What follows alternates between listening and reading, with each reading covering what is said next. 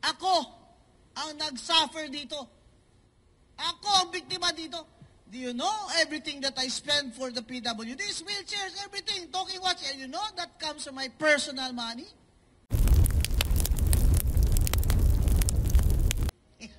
Unfortunately, ma'am, they're not part of the respondents in the... Ikaw naman, wala ka sense of humor. Malis ka nga dito.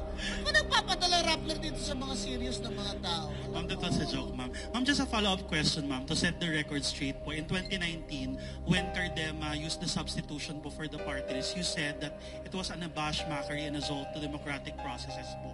What can you say, ma'am, sa criticism po na you used the same substitution method po for the P3WD? Kasi he was disqualified, anak. Under the party list, no overage siya. Eh gusto niya, dahil Duterte siya, pipilitin ko yung mga commissioners na pikit na, ano ako, bobo? Number 6 ako sa klase ko sa UP, nag-Harvard pa ako. Nakakahiya, nagtuturo pa ako ng batas. Hindi man lang ako marunong magbasa ng party list law. And it says there, he's overage.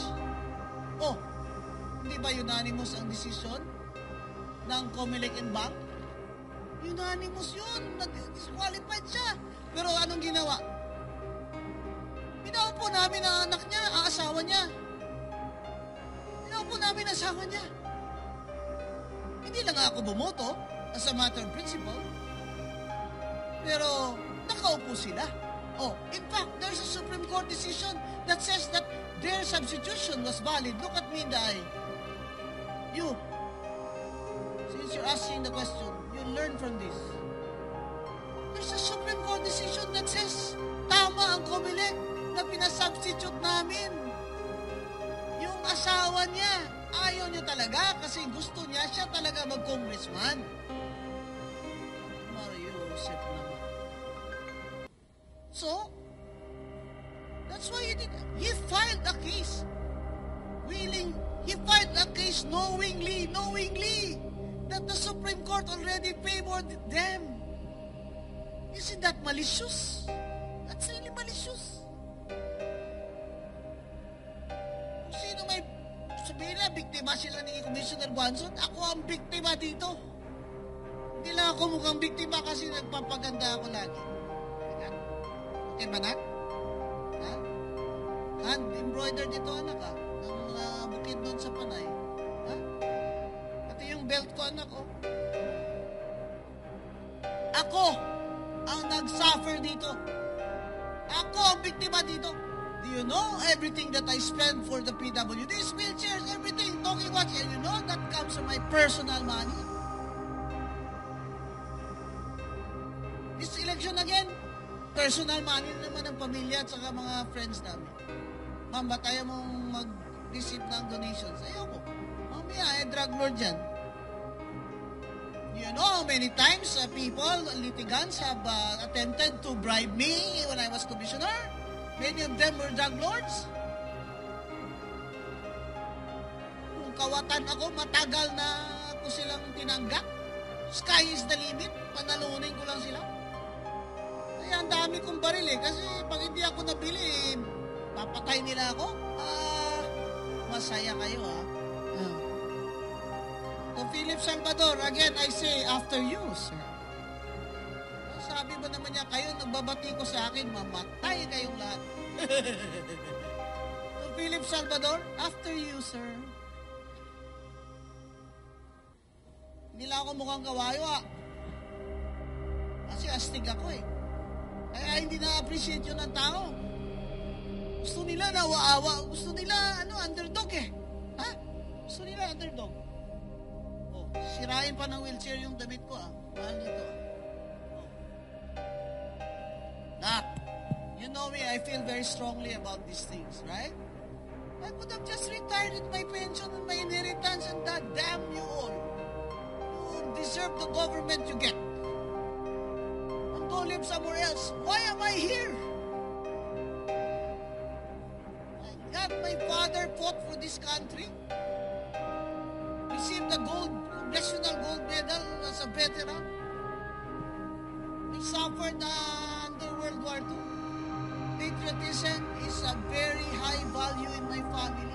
Love of country. sabi niya, nanalo si BBM. Ma'am, ikaw din ba mangingibang bansa ka? Ano ko mangingibang bansa? Lasing lang ako kagabi, pero this is my country. This is my country. I'm staying here. I'm fighting for my country. Join me. Join me. I know there are still millions of us who want a good future for our children. Hindi na pwede ito. Illiteracy. Hindi na pwede. Gold reserves gone. Inflation rate. Ayuda ng ayuda. Para mapadaling mabili ang boto. Ayuda ng ayuda. Bakit hindi isolve ang inflation? Para wala na ayuda. Ha?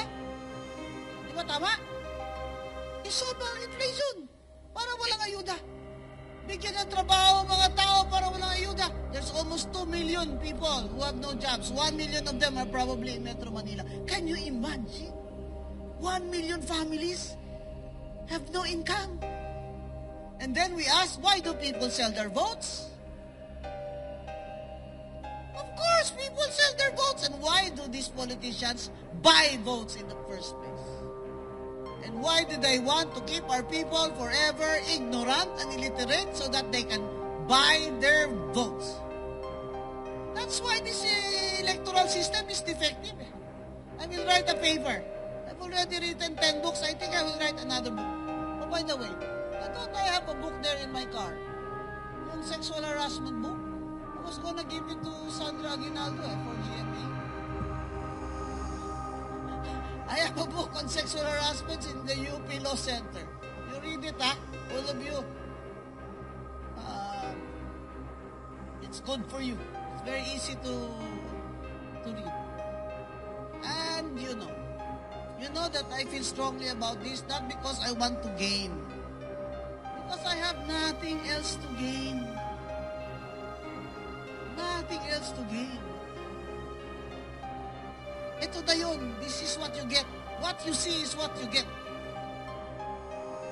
Sasabihin nila si Madam Bardagulan lang alam eh. Ikaw naman, may Harvard degree naman ako, UP degree. Tapos naman ako. Hindi lang yan ang alam ko. Style ko lang yan. Kasi titigas ng ulo ng ibang tao. Kaya kailangan ibabardagulan mo. Oh, next question, sir. Masyadong serious tong Rappler. Ayoko na nito. Ay, ma'am. Ayoko na nitong Rappler, ha? Ayoko, don't like people who are Commissioner dito po from ABS-CBN, Jeffrey Hernandez. Good morning, Hi, ma'am. Jeff. On a lighter note po, ma'am, sa social media, ang of course, lagi pong sinusundan po ng inyong followers ang Bardagulan serye. Your followers, which you fondly call mga anak, no? So, ma'am, ang question ko lang po, ready na po ba talaga? Anong level ng Bardagulan ang makikita po namin sa isang Rowena Guanzon kapag nakaupo sa Kongreso? extreme. You put me in Congress, dudugo tenga nila. Ilong at tenga. Pero correct grammar.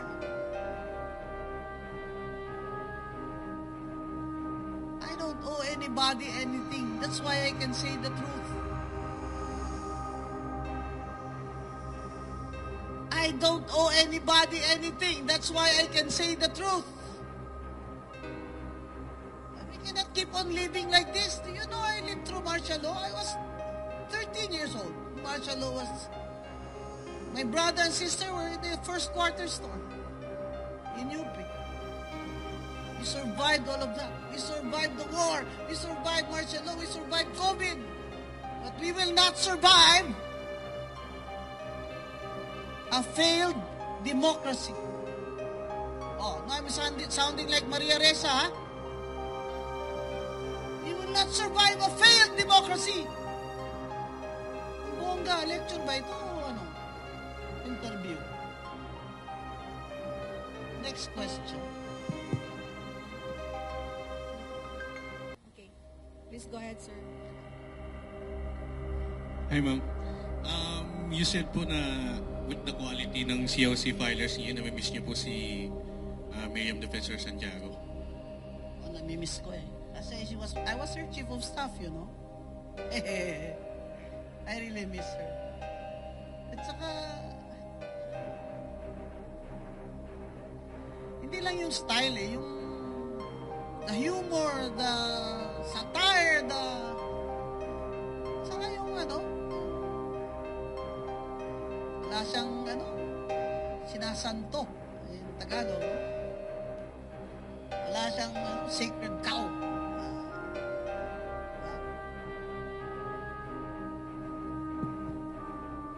Kaya, nakita ko nga may nag-file na katutubo.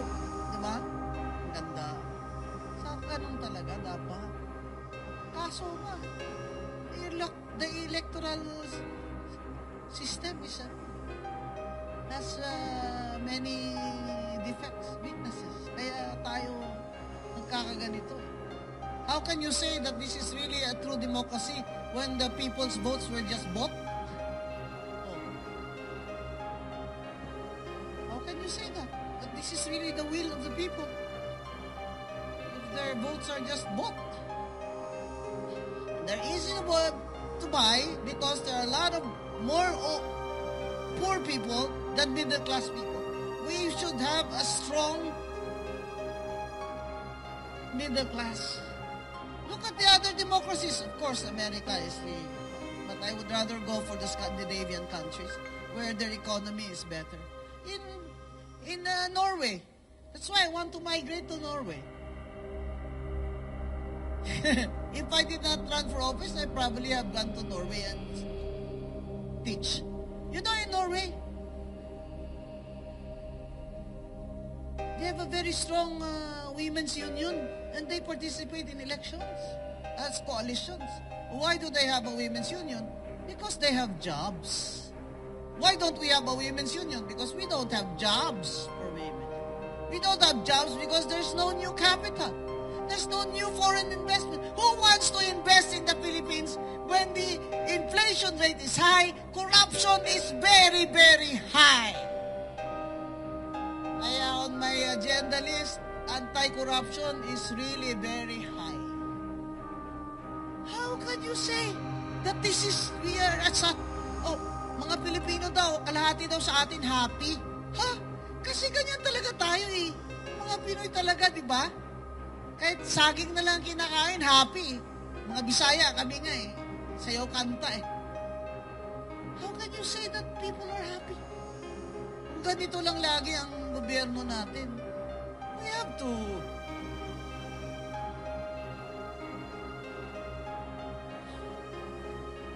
improve the standard of living ng tao. Hindi pwede hindi na ito decent living standards. Ewan ko, in my lifetime, kung makikita ko pa ito, 67 na ako eh. Probably, I'll be in office 3 years or at most 6 years. Pero, sige, bigyan mo ako 1 million votes, takbo ako senador. Diba? Kaya! Si JPE nga, 100 na eh. Kaya pa! Next question. Any more question from the media? The economy. Ask about the economy.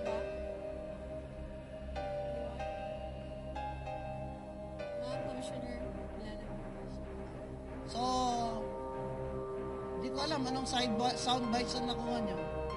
Pero, I hope you got it all.